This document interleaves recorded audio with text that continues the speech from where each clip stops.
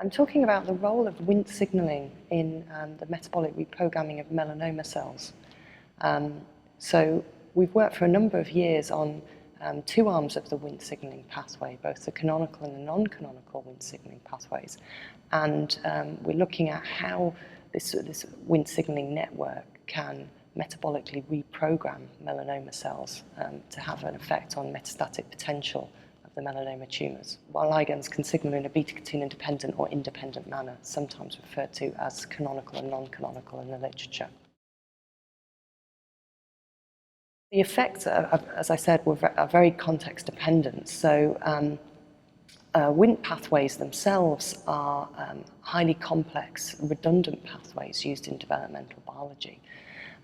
So the effects that they have are very much dependent on the cell type and expression of proteins within those cells in a context-dependent manner.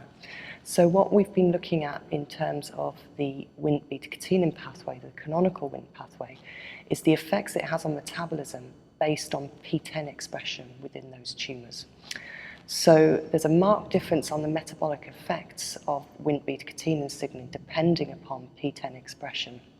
So in the presence of PTEN, what we're finding is that Wnt beta-catenin signaling is able to suppress global metabolism in those tumour cells, which doesn't occur when you don't have PTEN expression.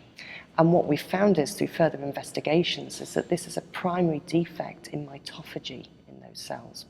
So in the PTEN expressing melanoma cells, if you stimulate with Wnt beta-catenin, if you stimulate the Wnt beta-catenin pathway, what happens is that you get an effect that blocks macroautophagy and actually blocks mitophagy in those cells. And it appears that the cells are unable to maintain a healthy pool of mitochondria and therefore maintain energy metabolism to an effective level.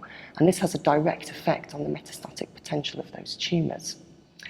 And this doesn't occur in cells that don't express PTEN. So what we believe is that PTEN expressing melanoma lines are essentially autophagy addicted. And so the effects that we see are only present in those cells specifically.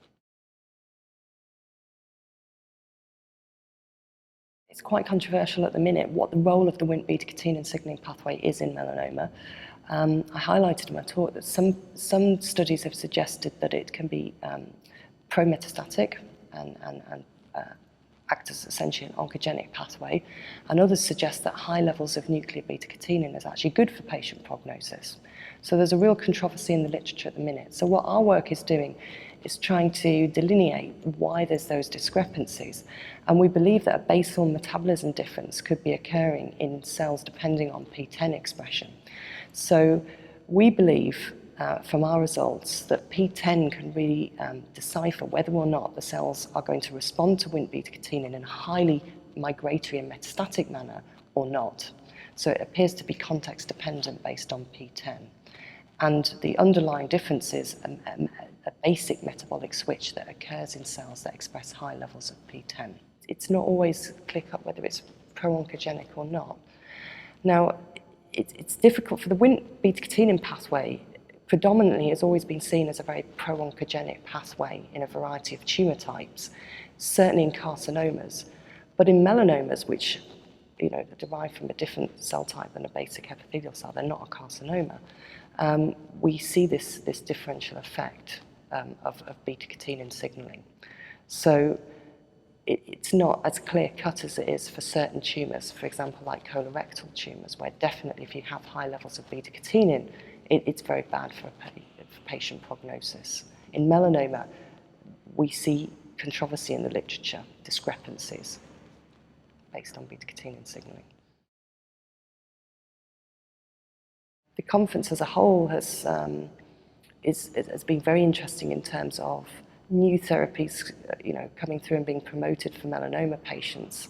I think that melanoma patients generally, their future is much brighter than it used to be only a few years ago in terms of the new targeted therapies, but particularly the immunotherapies that are coming out for patients.